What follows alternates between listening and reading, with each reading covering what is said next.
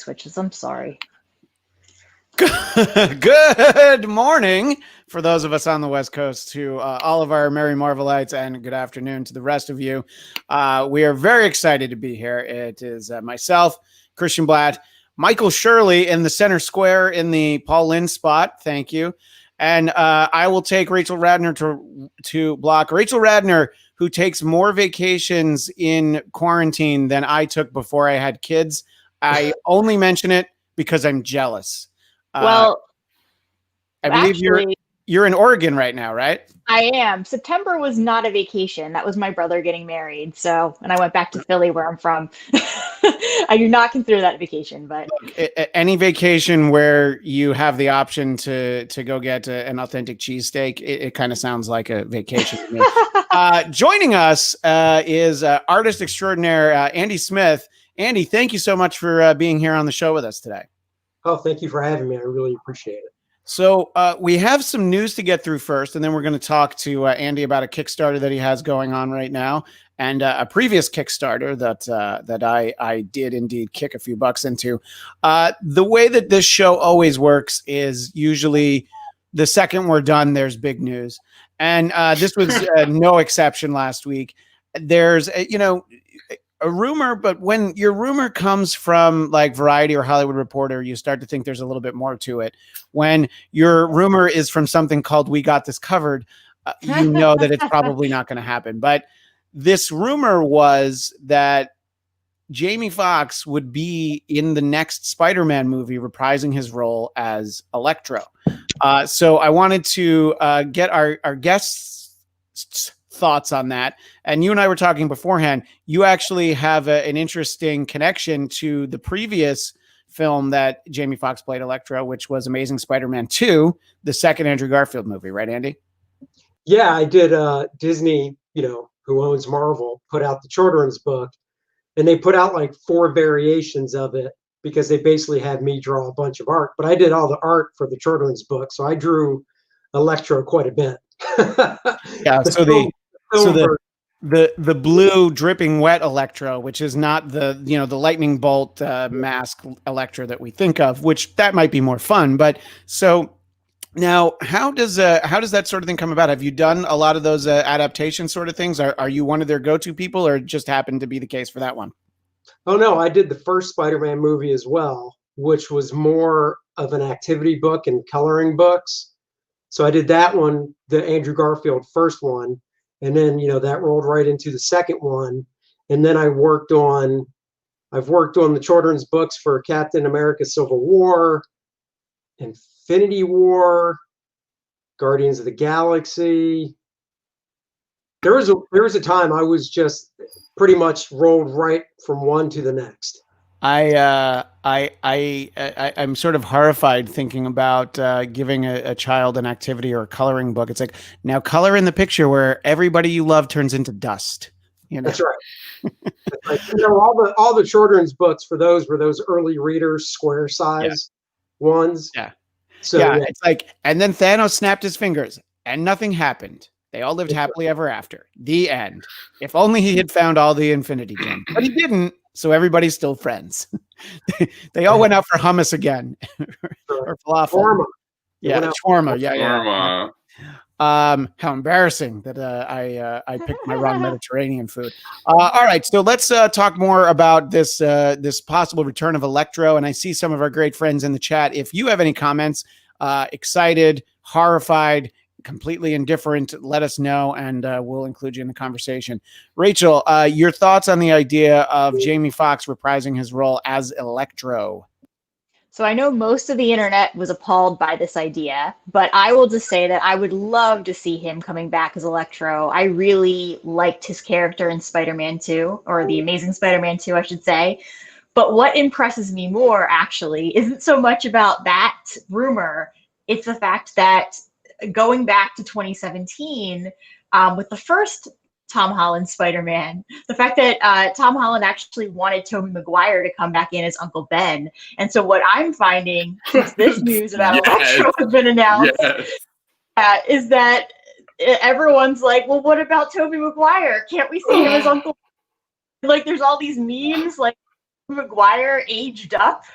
And he looks like Yeah, look, I think that there is an idea of some kind of multiverse Spider-Verse where we could see both Tobey Maguire and Andrew Garfield.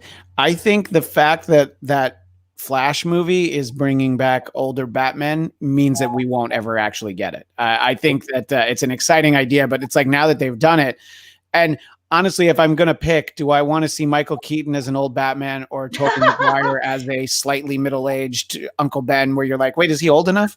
And he's just his uncle, so sure, he could be. But Well, yeah. and the interesting thing is that there have been memes out there where Tobey Maguire just shows up as Tobey Maguire and he's talking to Tom Holland as Peter Parker, and it works because there's enough of an age difference between the two actors that they don't have to age anyone up. But Jamie Foxx as Electro, like I'm excited at the idea that he might be back, all joking aside. And I would be for it completely. Yeah, I think if they write in the fact that Electro is also a Ray Charles aficionado and they add like a big production number in there, I think that would be a little bit extra gravy for it. Michael, your thoughts on Jamie Foxx as Electro and then the notion that we might get him back? Whatever. By the way, the majority of the internet says what you just said. Whatever. You know, I'm the first to come down on recasting. I hate recasting, but when you do a reboot, you kind of need to do that unless they're going to do some weird something where Scarlet Witch brings him in from like another universe in the MCU and he's Electro. It's just stupid. I don't like it. Yeah. Well, look, again, that sentiment also echoed throughout the course of the internet. I wanted to move over to the Mighty Thor. Sort of a light spoiler. Natalie Portman in an interview was talking about how she's getting into shape for Love and Thunder. And she did reference the Mighty Thor storyline from, I think, 2016 being the inspiration. So that is the story where Jane Foster is fighting cancer. She ends up being a superhero on the side. I think every indication was that she was going to be this female version of Thor. I wanted to know what you think about it, Andy, and also any occasion that you've had drawing any iteration of Thor. If I had the artistic ability, I would probably wake up every morning and draw the Walt Simonson Frog Thor just for fun. Oh, sure. Well, with Natalie, I think it's going to be cool. I'm looking forward to it. It's funny though because she's getting in shape, so she's in one type of shape as female Thor, but then as cancer-ridden other character, are they going to do the Chris Evans thing where they put her head on a withered body? Oh yeah. I didn't even think of that, but yeah, you might be right. Yeah. Depending, I mean, from a serious point of view, depending on if they were even, I don't think they're going to go that route anyhow. I think they're just going to take her and make her Thor. Drawing Thor, yeah, I did Thor back early on in my career in the early '90s in a 3-part series. It was a 3-part arc in Silver Surfer called Blood and Thunder. And it dealt with Thor, and it was actually Thor fighting Thanos, and the Silver Surfer and Doctor Strange were in it as well. So, Blood and Thunder sounds very similar to the title of Love and Thunder, I think Thor is one of those interesting sort of classic characters, and I kind of enjoyed after Walt Simonson left the book, there was this run that Ron Frenz did where it was very Kirby-esque and they didn't, it was unapologetically. And Ron Frenz is definitely somebody that I like very much because when I first read Amazing Spider-Man, he was the artist on it. And that's the style that I've always liked. I like a lot of other styles. Sure. When I was in middle school and high school, I thought that the McFarlane Liefeld stuff was cool, but I always liked sort of the more classic stuff. And I think that Thor is a character that kind of lends himself to it, but then you'll also get, crazy. And I'm not even talking about from the movie, what they call bro Thor. I'm talking about sort of the more like darker Thor, which is going on, right now in the book. And it's interesting. I'm actually reading the current Thor series and they're doing some interesting things with it, but I'm like, Yeah, kind of like when he has more fun, that's, but I feel that I would say that about everyone. I like the X-Men when they're more fun, Sure. it's like, I would rather it be like a whole issue where the X-Men are playing baseball, out in the backyard at the mansion. I love those stories. So that's just me. Michael, your thoughts on, we've talked a little bit about this before. So we're basically getting the confirmation that we're going to have Natalie Portman as Thor. And how do you feel about that? And do you like Natalie Portman in general? How do you feel about her in this role? And how great was she in the Star Wars prequels? You don't have to answer that last one. I love when they deepen the storyline, which I feel like they rarely do. They like to just abandon projects and recast and reboot like over and over. But I'm really excited that they're actually bringing her back into the fold, and that we're going to see this kind of a storyline.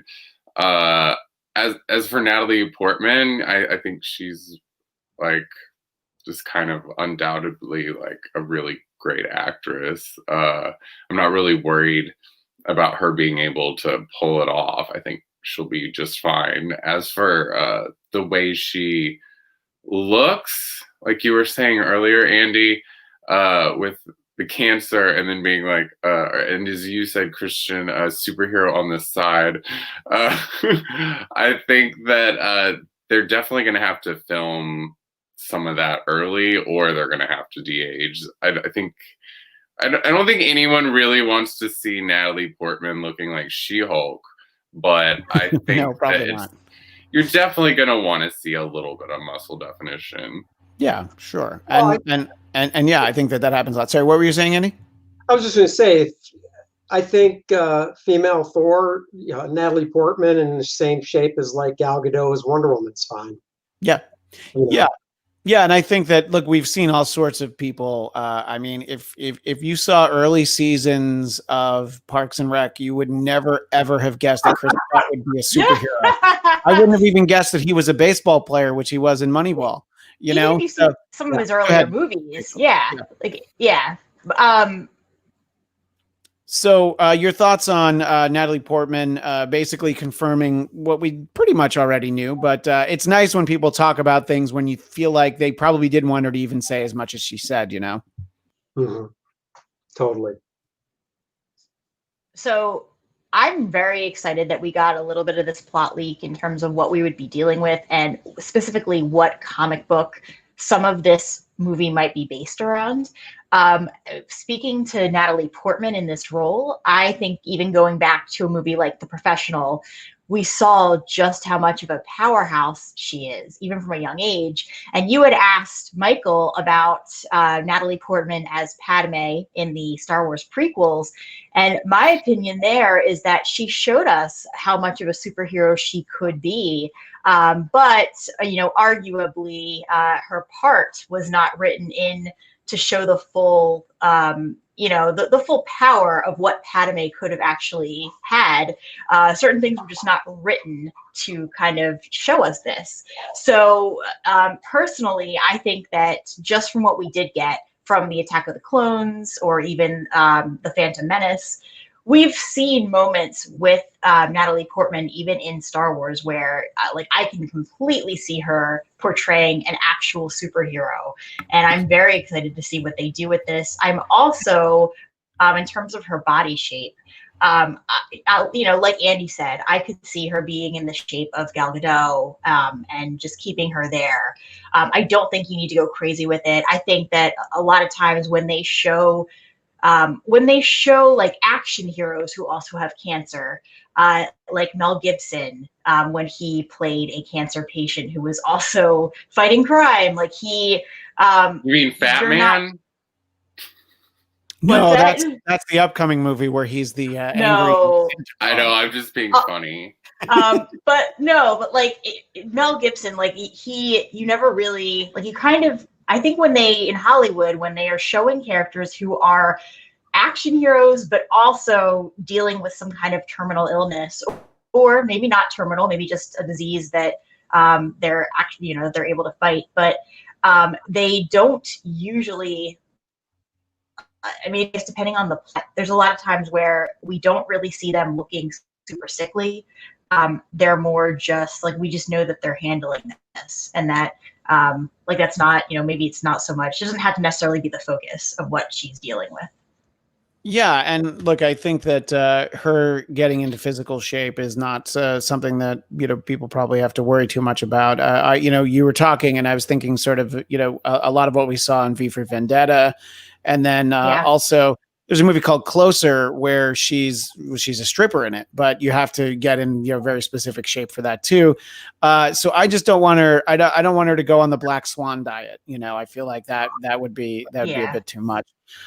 So yeah, I think it is an exciting way to bring her back into the movies. I think that the story that we got in Ragnarok, she wouldn't have fit into, so I didn't feel like I missed her in that way. But the idea that she would come back and that they want to tell this story, I think is interesting. Also, something that Michael sent me that is very exciting is that we're seeing some McDonald's toys for some of the Disney Plus shows, for WandaVision and Falcon and the Winter Soldier, and then also some other ones. And I don't know about McDonald's where everyone else is, but at the one near me, you can usually go in and they'll get out the box of the toys and they'll let you just buy the toys individually. So there's a few that I've got my eye on. Michael, because you're the one who brought this to my attention, I wanted you to talk about it and the one that you're most interested in particular. Oh, I mean, I just saw the ad, and because we had really liked the in-game ones, I think. Well, yeah, I liked a couple of them a lot. A lot of them. I don't like the ones with the human faces. They look very, very strange, especially the Winter Soldier one. You guys, you got to check that one out. That one's real odd looking. Yeah, I'm looking at him right now, actually. Yeah. But I really, honestly, just to go back to something we were talking about, I think it might be the same head that they used for Anakin Skywalker in their Attack of the Clones tie-in. I think they're just like, we got a bunch of these Anakin heads. Let's go ahead and put a metal arm on it. Sorry, what were you saying, Michael? I wouldn't be surprised with the way they repainted those toys in in-game for the new suits, like the space suits or whatever they're wearing. But I really, really, really like the Wasp one. She's got wings. I think they'll probably, knowing the ones that I picked up last time, they'll probably move. The Hulkbuster one's really cool. As for the other ones, they're all kind of like the face ones that are just kind of weird. But yeah, I like appreciate it. Sure. And I like when, things like when you get a Star-Lord action figure when he's got the face shield down, because then it's like, because that's what's cool. Like, give us Ant-Man with his helmet on. We don't want any of that. Andy, in all your years of working in the industry, have you ever been a part of anything in terms of toy tie-in, maybe doing artwork for packaging or anything like that? Or just as a fan, have you appreciated any specific merchandising? One of my going way into the way back machine to 1992, one of my first gigs for Marvel was the cover to a VHS tape box of Spider-Man and his amazing friends with the X-Men, and it was, I just wanted to see if it was on my shelf back there. It is not. Find it's somewhere in this mess. Yeah. It was Spider-Man with, the X-Men. And the funny thing is, the first cartoon I saw of Spider-Man and his amazing friends in the early 80s when I was a kid was the episode that I eventually drew the box art for, 12 years later.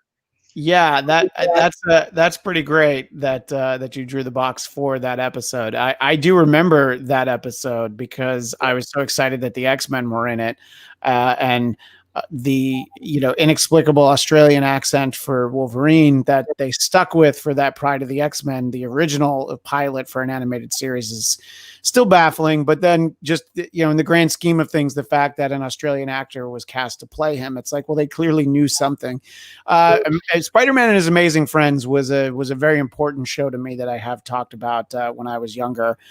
They did an episode called Seven Little Superheroes where the chameleon gets everybody onto an island, but it has like Cap and Kazar's wife, Shanna, and Doctor Strange, and you have all these other characters. So I liked when they would do that, so like that X-Men episode and Seven Little Superheroes as a kid, I'm just like, And like, before I was even reading comics, I just liked seeing all of these other characters. So that's a pretty good one. Now, Michael, I know that I thought he was going to say the treasured Pizza Hut X-Men animated series VHS box that Oh, wait. Oh yeah. I did a Pizza Hut. I did art for a Pizza Hut cup and a trading card, not with the X-Men. It had the Avengers, but it also had Daredevil and that armor type thing he had going back in the 90s. Sure. So I actually got to draw that Daredevil once. Wow. That was for a Pizza Hut cup and trading card. So I did do something for Pizza Hut. So yeah. It's funny because I don't know that I'd ever talked to you about that before, but I somehow felt like, yeah, probably if you're doing, the kids tie-in books, that sort of thing. Rachel, when you see all these toys, do you feel like, well, I don't know if I think I wasn't smart enough to send you the link, but what about the idea of, sort of like these Happy Meal toys, when you think back to being a kid?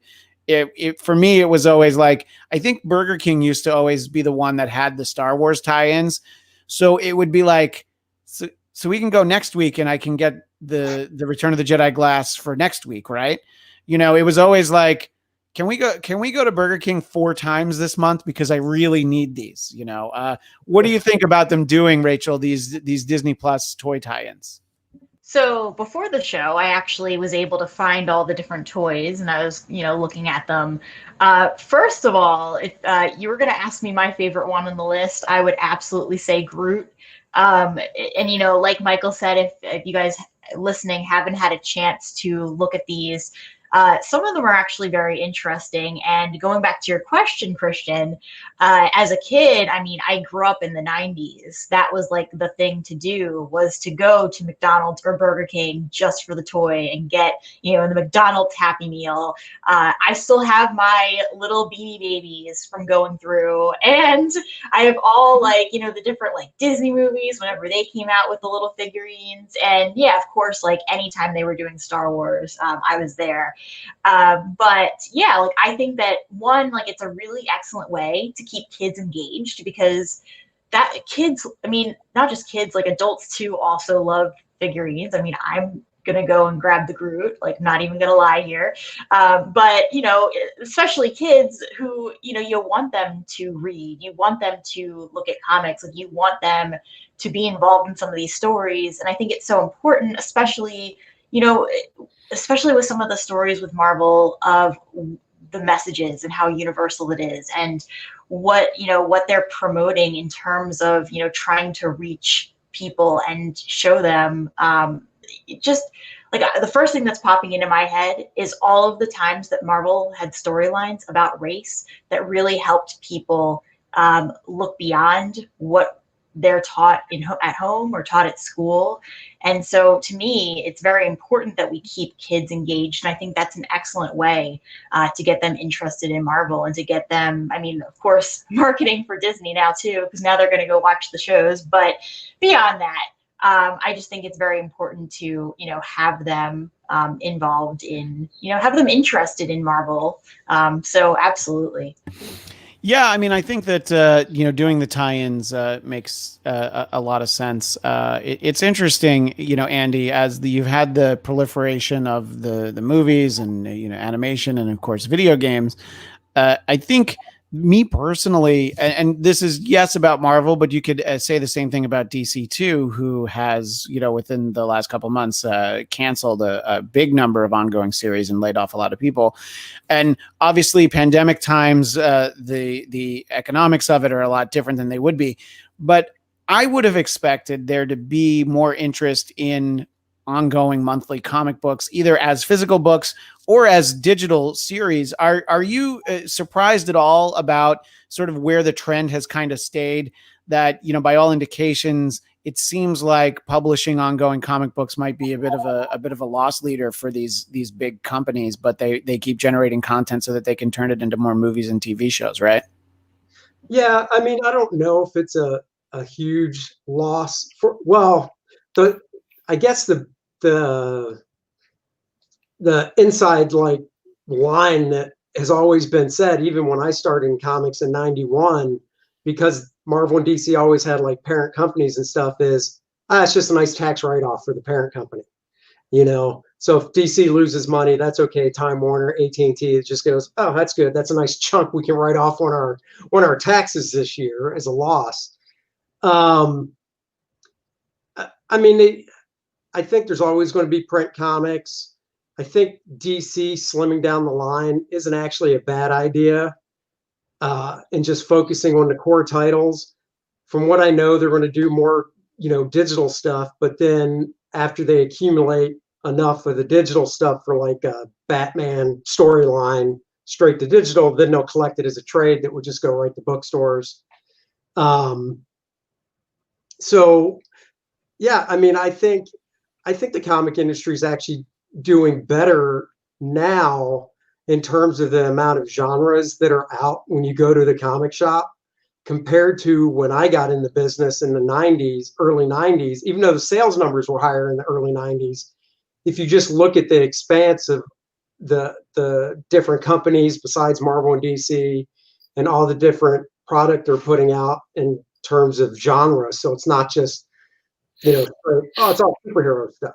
I mean, there's comics out there that are basically horror thrillers, mystery novels that are, graphic novels. A book that I read through DC's Black Label with Joe Hill called Plunge was a fantastic 6-issue miniseries that was basically a horror movie.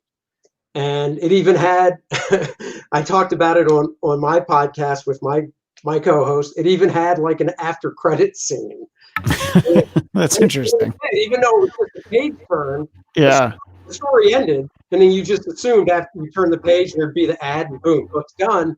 But the story ended, you turn the page, and there it was. It was literally a 6-panel, basically after credit scene that would set up either the next miniseries, I assume, but it just read so much like a movie. Yeah, and I think that you're sort of what you're saying kind of reminded me that you'll get the non-superhero content. I mean, like it's easy to forget that Preacher was from DC's Vertigo line, so it's like if you're willing to take a little bit of a gamble on that stuff, which maybe they're less likely to do, but it's just, I think that the interest in some of the superhero content, I do think it's something that, they learned before the mass exodus for Image, that's Marvel in particular, is, the amount of control you can give to creators. I was talking about the current ongoing Donny Cates run of Thor, and he's working on Venom right now, and he's got this elaborate plan for putting them together, and you get some interesting things that are out there. And I think that if you put a little bit of the focus on, let's tell good stories, and then hopefully people will come find us. I think that's the key. But yeah, I think that there might be less gambles, outside of the box stuff, which is probably definitely a little bit unfortunate. One thing that I do want to talk about before we talk more about why Andy's been kind enough to join us today is that I'm very excited because on November 17th, I will be able to pick up what you see there, which is New Mutants on Blu-ray. Not 4K Ultra. I still don't know what that is. I understand it, but I don't have it. So, we were talking a little bit beforehand, and the three of us have talked about New Mutants for multiple weeks. We've talked about it, and Andy, I wanted to ask you sort of about the movie, but before you talk about the movie, have you worked with those characters? I mean, I know that you did that. You worked with Claremont a little bit, but that was like an alternate telling of kind of the early 90s. That was X-Men Forever was what that was called, right? Yeah. So I'm just trying to think if Cannonball or somebody might have been involved in that. Have you done much work with the New Mutants, any of those characters? That's a good, I actually don't remember, because in the 90s there, I bounced around. I worked on X-Men some in the late 90s. I did an X Factor. I did an issue of X-Force. So I might have, but not in the original, Yeah. Well, it'll depend on when you did X-Force as to, who, because when X-Force started, it was essentially the New Mutants, so it was was, it was like 96, 97. Yeah, right, exactly. So I'm not exactly sure. So that's like one of the questions that somebody comes up to me in a con. It's like, oh, what's some of the stuff you've worked on? And my mind just goes blank. yeah, I know. That's why you have the room behind you. You're like, oh, I worked on this stuff. Right, exactly. So yeah, and I think that there are some really fun characters in there, in the New Mutants, mythos. I mean, you have somebody like Warlock, who is just such a visually fascinating character that I think that there's nothing more obvious than when a character was created visually by Bill Sienkiewicz, because it's just such a crazy approach. It's like how Legion has, like the 5-foot hair, you're like, well, yeah, because who drew it that way the first time, But what did you think of the New Mutants movie? You know what? It was better than Dark Phoenix. That doesn't take much. I know. Yeah. So I went into it with like so low expectations, because you can't not, when it's like, it's going to come out in 2018, then 2019. Yeah. So I went in with super low expectations, but actually walked out going, wow, that was actually pretty good. I would like to have seen Wolfsbane's, I guess, intermediate transformation, which he had towards the end of the film, done more, because just doing pointy ears and long nails and a little tufts of hair on the top of her hands and hair, I don't think was quite enough, especially with what you can do with practical effects these days. I thought they could have pushed that more. Cannonball, nobody used their powers enough except for Magik. I thought Magik. The Demon Bear, I mean, look, spoiler alert, because if you haven't seen it, not my problem for saying this, but they're fighting the Demon Bear, and then how does she calm it down? She's basically like, good dog. Dog. Oh, you're right. Goodbye. I'm leaving. Yeah. And I was just like, that's it? Yeah. Are you kidding me? So if you're ever camping and you see an angry bear, just tell him good dog and everything will be okay. It was basically like Black Widow talking the Hulk down and going, the sun's going down, buddy. It's going down. It's okay. So, that was just really disappointing. I know they cut the after credit scene because obviously by the time it came out, it belongs to Marvel again. So Marvel said you can just kill that after credit scene. So they had to cut that, which. Do you know what the after credits scene was supposed to be? Okay. Yeah. Because Josh Boone had talked about how this was supposed to be the first in a trilogy. And I've said that on this show, that it really does feel like you're watching the pilot for a New Mutant series that they didn't order, anytime you've seen a pilot for a TV show that didn't get picked up, you're like, oh yeah, they're laying all this groundwork. And it's nothing that they're ever going to be able to do. I think as a standalone story, I think it was well done. My wife didn't hate it, and she gets dragged to a lot of things. She hated Justice League, so there's some scale there. There was a Forbes magazine writer who said it was the worst X-Men movie. And he got so angry. He got so angry at my tweet. He actually wrote back to me. And I was just like, no, I disagree. It's not the worst X-Men movie. It's like the 5th worst, it's right in the middle of the pack. And before you jump in, Rachel, there were a lot of things that were wrong with Dark Phoenix. There was the only time where we ever saw Nightcrawler do what I always wanted to see Nightcrawler do, which is teleport really fast while he beats somebody up. We just never got, even animated, we had never seen that. So I'm like, there's this one sequence on the train car where we get to see Nightcrawler, and I'm like, well, that's what I wanted. But yeah, and I agree, but that, like, Magik really makes that movie. I think just visually, she's such a cool character. I mean, they didn't even talk about how she's Colossus's sister. There was so much that they just didn't even deal with. I mean, I'm glad they showed Lockheed. That was awesome. Yeah. Yeah, that's what I told people. Like, the fact that I got Lockheed in the movie, I'm going to probably shrug off a lot of the stuff that wasn't good because I was so excited to see Lockheed.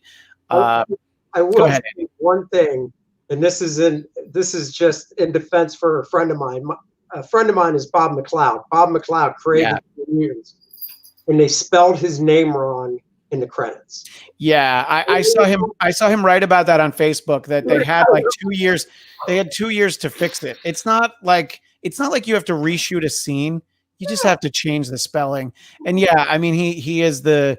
You know, I know that Bill Sienkiewicz was involved as a consultant, and I know that you know, he and Claremont met with them a couple of times, but just get his name right if you're not going to ask him about it. I mean, he designed, you know, the look for those characters that I think isn't really the look that they went with. But I'm sorry, what were you going to say before, Rachel? Oh no, I'm good. Go ahead. Oh, okay. I really felt like, yeah, go ahead. I was just going to say that they can spell Bill's name right. You know, Sienkiewicz, they could spell that right. But McLeod is very easy, and they just And Sienkiewicz is hard to spell and it's hard to say. I was interviewing Claremont once, and I called him Sankiewicz, and he did not let that stand. He made sure that he corrected me on that. So you know, I've tried to say it right ever since. I'm sure they'll get it right for the DVD and Blu-ray. I doubt it. I doubt they're going to do that. But what I want to talk about, so the 4K Ultra HD Blu-ray, and so there's just some bonus features. I'll just read off very quickly. There's Origins and Influences, legendary comics artist, Bill Sienkiewicz, and the filmmakers explore the origins and the influences behind New Mutants. Probably not going to talk to Bob McLeod, I'm going to guess. Meet the New Mutants. The cast members share their experiences, and there are 1, 2, 3, 4, 5, 6, 7 deleted scenes. So it comes out November 17th. So that always falls in the window of like, I'm going to probably have to ask for it for Christmas because I never can think of what I ask for. And then we'll see if my wife's like, well, you don't need to own that. And then, so we'll see. But for people that didn't get a chance to see it, Andy, were you able to see it in an indoor movie theater, or did you go to a drive-in? Yeah, because I don't think you let people know where you live, right? You don't. Yeah, no, so I live in North Carolina. Yeah. I'm really close to the South Carolina line. So North Carolina's theaters actually open up tomorrow, but South Carolina opened up back when New Mutants came out. That was the first thing. Yeah. So my buddy and I went and checked it out that weekend in South Carolina. Yeah. And Rachel not only goes on vacation more than I do, she's been to more indoor movie theaters in 2020 than I went to in 2019. And again, I only mentioned it because I'm jealous. I think even where you are in Oregon now, did you and hubby Joe check out a movie recently? We did. Now, Portland, Oregon, which is where we're staying, the theaters are closed, but we went to Salem, Oregon, which is the capital, and the theaters there were open, at least for the time being. We went to a Regal, which as of today, they are all closed. Yeah, I saw that. Yeah. But yes, we went to Regal a couple days ago. Look, the timing was, hey, we're pushing the James Bond movie. Next day, Regal, whose parent company is British, was like, oh yeah, they're not closed forever. They're just like, yeah, we're not open now because you're not giving us anything to put on the screen. Rachel and I may have had a disagreement about Tenet, but what you can't disagree with is that it didn't generate the kind of money. Maybe nothing would have, but it hasn't been the movie that, and at this point it's been out for like a month, So sure, Andy, in North Carolina, movie theaters opening today, tomorrow. Then it's like, oh yeah, I've kind of wanted to see that. I'm sorry, what were you going to say, Rachel? No, so Cineworld Group, which is the parent company of Regal, they actually closed 100 locations in the United Kingdom as well. So they're not, like the CEO was saying, there's just a certain level of money they're not going to make, especially with New York State not having theaters open. So it was just the right decision for them to make. But it's crazy because Regal is the second largest chain in America next to AMC. Yeah, and I was thinking about the really huge Regal that's down by Staples Center, like the big 14-screen one. And it's like, yeah, I'm sure they would like to start making some money again. And it's interesting what you're talking about, Andy, when it comes to the borders, because, Rachel and I both live in Los Angeles where you cannot see movies. But if you're willing to drive 20 minutes down to Orange County, you can see lots of movies indoors. And we have no shortage of drive-ins, which Rachel and I both met up after New Mutants at the Paramount Drive-In in California, and we talked about it with our respective spouses. So we're able to see the movies, but they're just not coming out. And we've talked a lot about how the Marvel movies keep getting pushed further and further down the road. And just imagine, as terrible as these world circumstances are, imagine if this was between Infinity War and Endgame. And so if Endgame was your movie that kept getting pushed for like another year, where you're like, look, you're going to get to see it one day, it's like, well, at least there's a natural break in the storytelling, and then maybe by 2022, they're going to put, out a Marvel movie a month to get back on track. I'm not really sure. Look at Black Widow. Basically, Marvel took their whole 2020 and just pushed it a year. Because now Black Widow comes out in May when it was supposed to come out this year, and then everything is pushed. Yeah. Yeah, and the interesting thing was that they delayed the new ongoing Black Widow comic book series, and then they geared it up to start, I think, last month to tie into the November date. And they're like, well, it's moved, but you know what? We're just going to put it out now. And if you look at that Black Widow #1, like the ads in it are all like, oh, this is all stuff that's supposed to have come out in March, or whatever it was. So it is interesting. I wanted to bring Cami Egan into the chat here. I still need to see New Mutants, but I wasn't surprised that it came to home video so quickly. Yeah, I mean, look, it's been out for already. It's been out for almost 2 months, so it makes sense. And Cami also says very few movie theaters open in Chicago and the suburbs. Most of the theaters closed shortly after they opened due to no attendance. Yeah, what I'm seeing is that a lot of movie theaters that are open have evening and nighttime showings, maybe some afternoons on the weekends, but they're not open the way that they used to be, and your big multi-screen, 16 screens, they've probably got like 4 movies spread out amongst all of them. Go ahead. No, just what I'm noticing too is that even the ones that are open, like normally you can see a movie at 10, 11 at night, but in this world, that is no longer the case. Usually 6, 7 is now the final time for even the top billing movies like Tenet. Yeah. Yeah, right. Exactly. I'm not surprised that New Mutants is readily available, because it's another chance to make some more money. I think that a lot of people heard about it and they saw, we talked about this on the show, that Maisie Williams was very funny with the quote. She quote tweeted that Forbes headline was, "This is the worst X-Men movie ever." And so her comment was, "Rush out and buy your tickets." So,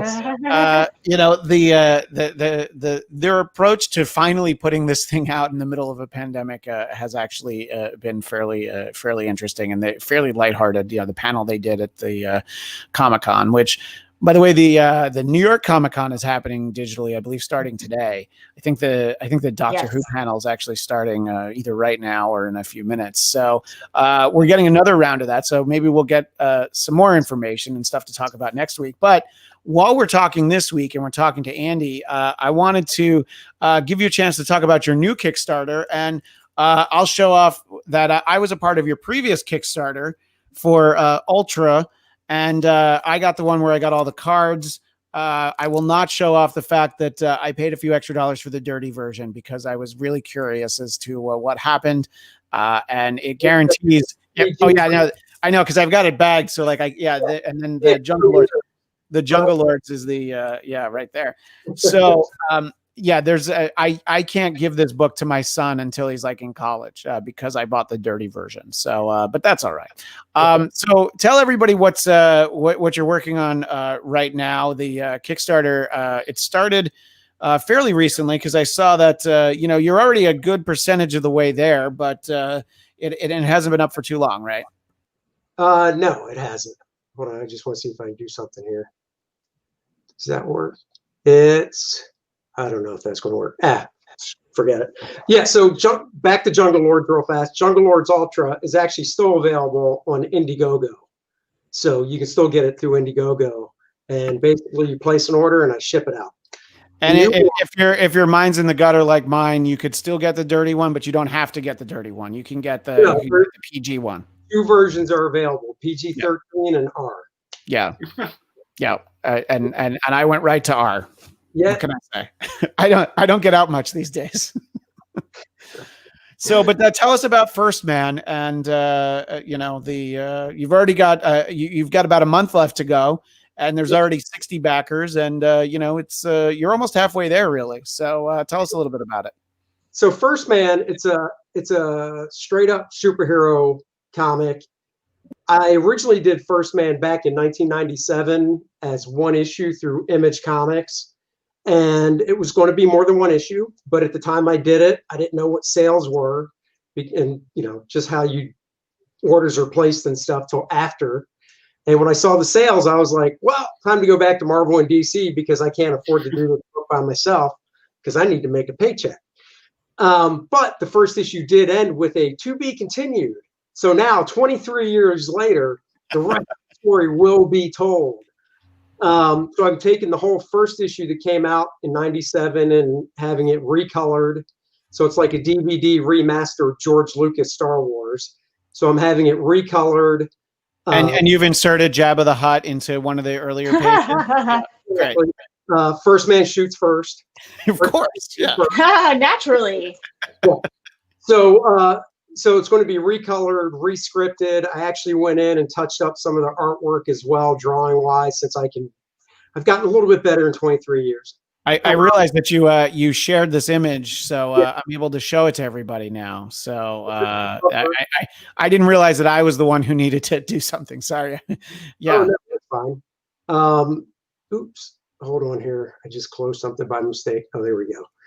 So yeah, that's the cover. And as I'm talking, I can scroll through. Oh, there's page 1 remastered with me at the drawing board, giving a little intro to the story. I love that. Yeah. My art mentor, Joe Kubert, used to draw himself into stories like that all the time. So I figured a little tip of the hat to Joe. Sure. This is one of the remastered pages from the first issue. Basically, First Man is the story of a being who inhabits this essence, and there's these 10 essences throughout the universe, and each essence inhabits a being on a different planet. And this one essence came to Earth and inhabited this college student named Luke Henry, who turns into Apollo, which is the First Man. So that's him. And then the big bad guy in the story, I'll just bounce to him. Oh, that's him. The big bad guy there, Monarch, he is trying to collect all of the 10 essences, and he has 9 out of the 10. And if he gets the 10th one, that's when the crap hits the fan. And he basically would be unstoppable. And kind of like, if you know Galactus from Marvel, Galactus is a world eater. Well, the way he gets the essence is basically he has to destroy the whole world that they're on. So this is actually the last page of the original First Man from 1997. So in the lower corner, it said to be continued. So now it'll be continued to picking up here in the middle of a battle.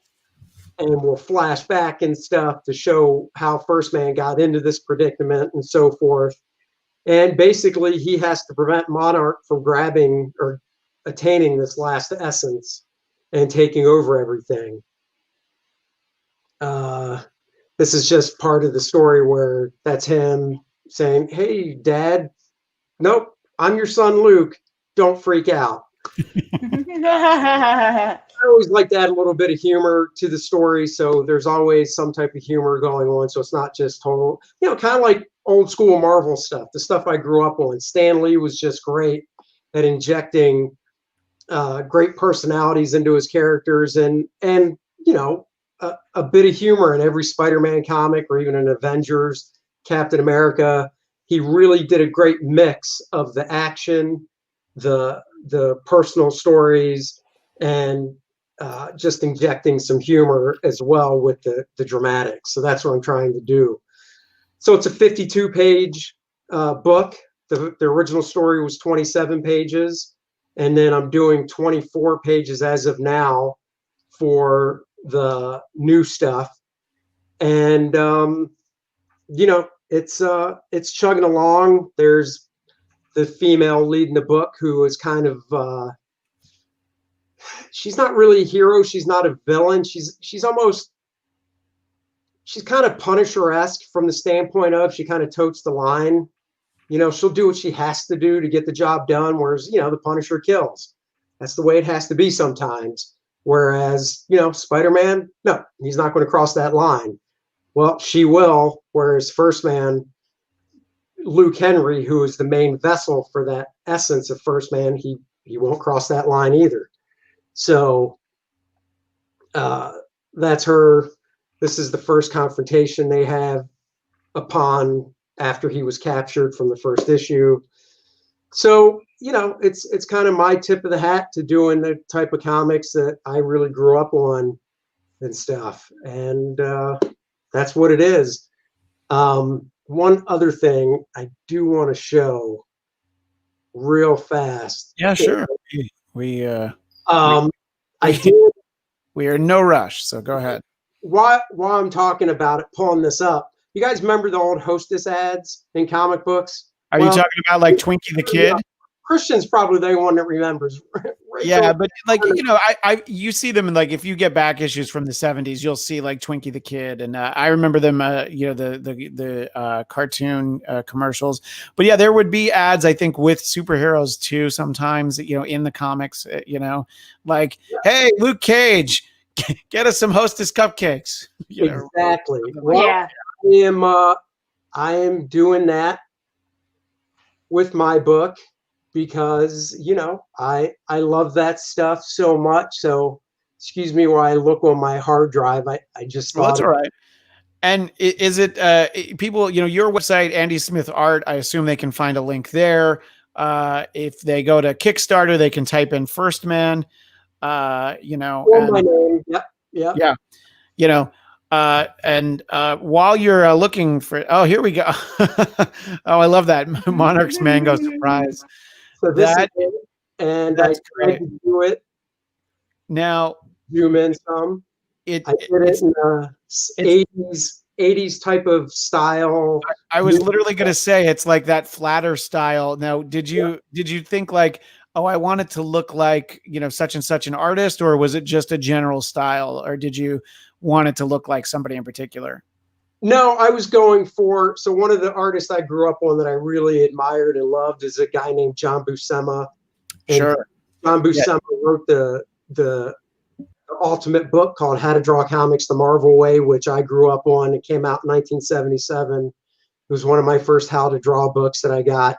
So I always loved John's style. So I kind of tried to emulate his style and the rendering. Yeah, I mean, he did. Obviously, there's no shortage of things you could say, but I'm most familiar with his work on Fantastic Four. You know, I mean, there's those How to Draw Comics the Marvel Way, and there was the Marvel Tryout book, which I think most people don't necessarily realize that that's where Mark Bagley came from. He was he submitted for that, and he was the, you know, and it's and that was like 30 plus years ago, I think, you know. So it's crazy to think about, because sometimes you'll have those contests, you know, where it's like, you know, like an American Idol that you never hear of again, you know, but you actually did get something out of that tryout book. But I love this ad, and you know, maybe an extra incentive could be a you know, 8.5 by 11 like a print or a poster of the Mango Surprise ad. You know.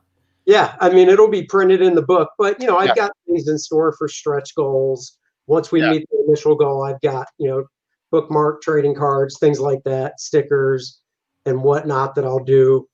Yeah, I mean, Jungle Lord and Ultra came with these trading cards that you can kind of see, although they're upside down. But yeah, so there's all that sort of stuff that definitely makes it fun. I wanted to. I was going to ask you before we wrap up. I was going to ask you some you know, career stuff, but we have a question from Jeff Winstead, who is a great comic book creator in his own right. He has a series out there called The Alternate, which you can find on Comixology. So yes, I'm working his plug into your plug, but he wants to know what's the best inking tip Joe Kubert ever gave you, tool, technique, you know, that sort of thing.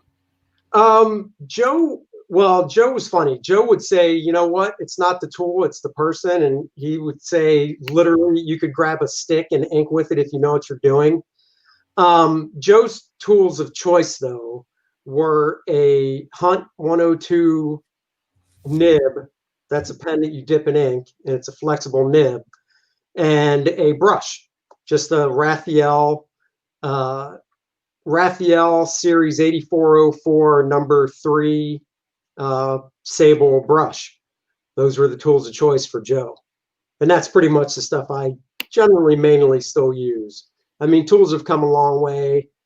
I know people that work 100% digitally, so they don't pick up any physical paper or anything. It's all done right on the computer and different programs they use. I do a hybrid method, so I do most of my drawing on the computer, but then I print it out. So I do most of my inking by hand, still on paper, because I like having original art still. So. Yeah, no, that and you know, you sort of touched on something. I assume that the majority of what happens now is digital. And you know, I spoke with you, it was probably more than a year ago now, for my personal podcast, the Blackcast, which you can find at blackcast.com, BLADTCAST. But about how a lot of stuff like lettering and coloring and, you know, all of that stuff specifically happens all digitally now. I mean, there might be, you know, occasional exceptions and things, but is that what you find, is that the majority of things are done primarily digital? And especially the big publishers, do they prefer that just for you know, for the ease and cost cutting reasons and that sort of thing? There's no well, I mean, cost cutting wise, there's no cost cutting to the publisher. I would say most of the artists that do the penciling and inking, I'd say 85% are still traditional. You know, like I said, even where I do the hybrid, where I draw it digitally, but then print it out and ink it on paper, you know, because this is the original, for instance, to that spread that I showed. Oh yeah, that's cool. Yeah. But I drew it on the computer in a program called Sketchbook Pro, and then printed it out onto the actual Bristol board that everybody uses in the business pretty much. But when you print it out in a really light blue ink. So when you ink over it, you can probably see some blue there. Yeah. Once you scan it, the blue disappears. Well, that's cool. So most pencilers and inker do that. Colorists work 100% digital because it's all Photoshop. And lettering is all done in Illustrator. But cost cutting wise, doesn't save the publisher any money at all, because the way we get paid is by page rate. So we don't get paid for like a whole book. Like they don't go, oh, this is what your book rate is. It's what your page rate is. And one of the big reasons, one reason behind that is, let's say I'm 15 pages into a 20-page book, and they're getting a little worried about the deadline. And they're like, oh, we got to call some dude in to finish the last 5 pages. Why? I get paid by page. So they're like, you get paid for the 15. We'll pay this guy for his 5. You know, it's interesting that, you know, some things never change. You know, last year, one of the times I was talking to Chris Claremont, I asked like about at one point in the 70s, he was doing Uncanny X-Men, Marvel Team Up, Ms. Marvel, and I think something, I think Iron Fist was before that. And I was just sort of talking, and I just asked him like, you know, about, you know, what, you know, the diversifying the storytelling, blah, blah, blah. And he's like, no, I got paid by the page. So so he would just, it's the same thing. And the interesting thing, when you think about the 70s, they had more ads. So the books were only 17 pages of story. So that's 5 less pages you had to pay anyone for. Michael, I know that there is a specific character you were interested in talking to Andy about, some artwork that you saw. Talk about one of your favorites. Oh yeah, I noticed that you've drawn one of my favorites, Quicksilver, and I was wondering what some of your favorite Marvel characters are to draw. Well, I mean, my favorite all time is Captain America. He was the first book I ever picked up from Marvel when I was walking home from middle school one day, stopped into a 7-Eleven, and this cover just like jumped out at me. So Captain America is one of my favorites, and I've been lucky enough to draw him. I like the X-Men. I've gotten to draw them, so they're cool. I really like the Silver Surfer a lot. One of my first books at Marvel was Quasar, so there's always an affinity for him because it was, you know, my first monthly book at Marvel. So Yeah, I liked that character, and there's always rumblings that you might see him on the big screen. And at the point you did Quasar, who was writing the book at that point? I was the same writer, Mark Grunwald. He Yeah, wrote the so and he was very prolific. I thought it was him at that point, and I mean, he created Squadron Supreme, and I know he passed away not even recently. He passed away quite a while ago, I think, right? And 6. yeah, and it was one of those names because of the unique spelling. It always jumped out, and I mean, he wrote a lot, and I liked that Quasar book. I know the last time I talked to you, I brought up this Quasar issue that always stuck with me, where they had, including Quicksilver, all the fastest characters in Marvel. But then they came up with this way where they could include Wally West Flash by having him have his he had amnesia, his costume had conveniently gotten destroyed, and they gave him some kind of weird nickname. But anyway, so that's a character that's always stuck with me that I hope we see at some point. I mean, I think that visually it's a cool look, except that in a movie he wouldn't look anything like that, right? No, he definitely wouldn't have the mullet. That's for sure. Well, maybe if they set it right after the Captain Marvel movie and it's in the late 90s or something, maybe we can get our mullet. They did so my buddy Andy Park is one of the lead character designers at Marvel Studios, and he designed Captain Marvel, Brie Larson's costume for the cinematic universe. Sure. I thought what he did, when you look at it from the comic, how they match up was phenomenal. And, I think, and just what Marvel's done in general with all their costume designs, I think they're really keeping the essence of every character visually. I mean, Captain America, who would have thought? I mean, in the first Captain America movie, I loved how when he's doing his little stage performance, he's in basically the comic book costume. Yeah. It's spandex, it looks hokey. He's got the wings, he's got the pointy shield, and yeah. But then when I'd like to point out that's actually the second Captain America movie. The first one is from the 90s, and it is amazing no matter what anyone says. The Matt Salinger Captain America. You're right. That's the OG, yeah. Remember he had those fake ears in that one. Yeah. I love that movie so much as a kid. But then in First Avenger, when he actually got the uniform on that looked kind of like fatigues and stuff, it still had the stripes in the right place and everything. It just, they just nail it on all aspects. I can't think of a costume that they've come out with in the movies that I've been like, oh, you blew it. What about the entire X-Men team? But that's not Marvel. You're right. That's fair. Do you think that we'll get real X-Men costumes in the next iteration of X-Men? I follow a guy that is a visual character designer for Sony Games on Instagram, and he did his take of the X-Men if he was the designer. Mm-hmm. And I tell you, if they went with those, they rock. I mean, he nailed it. And there was in one of the Wolverine movies, I can't remember which one. It's the one called The Wolverine. Yeah. Where they pop the briefcase and you see like the helmet and stuff. Yeah. That looked fantastic. I know. So I think they can do them.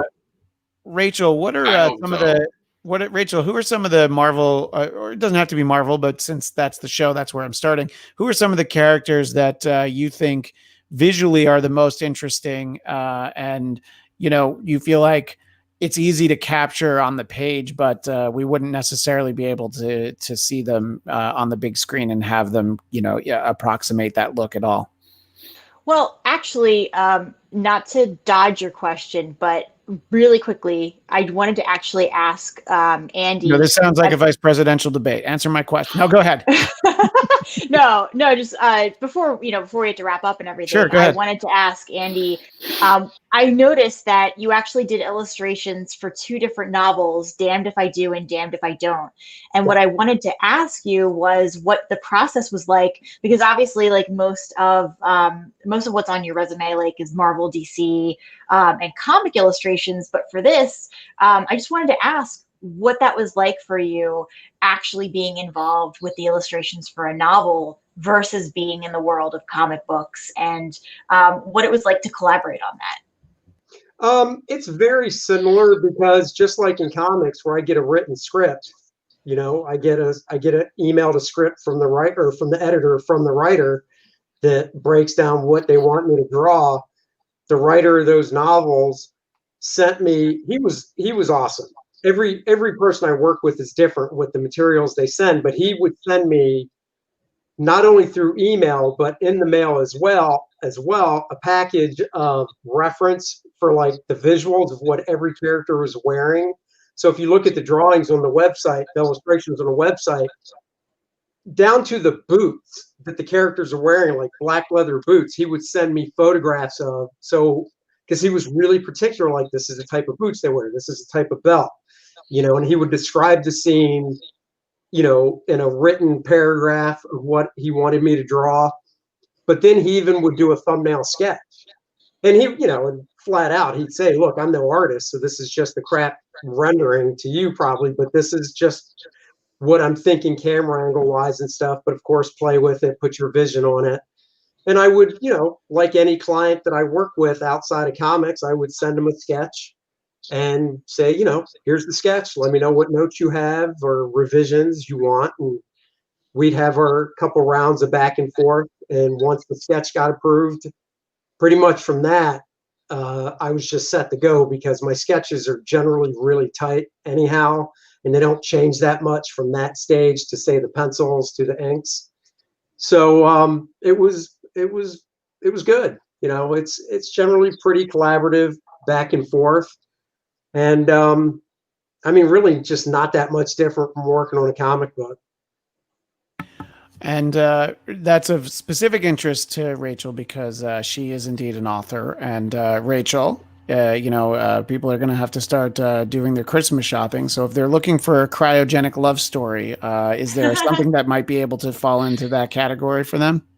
Well, at the moment, nothing, because I have not published that book yet. But okay. Yeah. But Walt Disney's head and Ted Williams' head both meet at a frozen bar, an ice bar.